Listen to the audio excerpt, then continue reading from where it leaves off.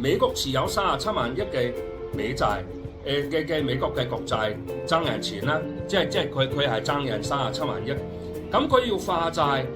咁佢嗰啲盟友點都要每個，如果假設佢 ideally 佢覺得每個都要分1000億左右嘅最少，多則幾千億。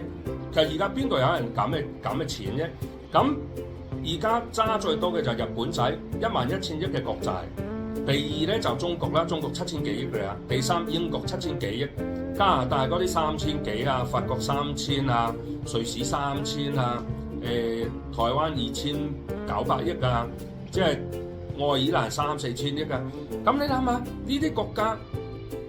你如果換咗嗰啲100年免息嘅，咁你咪即時損失幾千億美金嘅外匯儲備。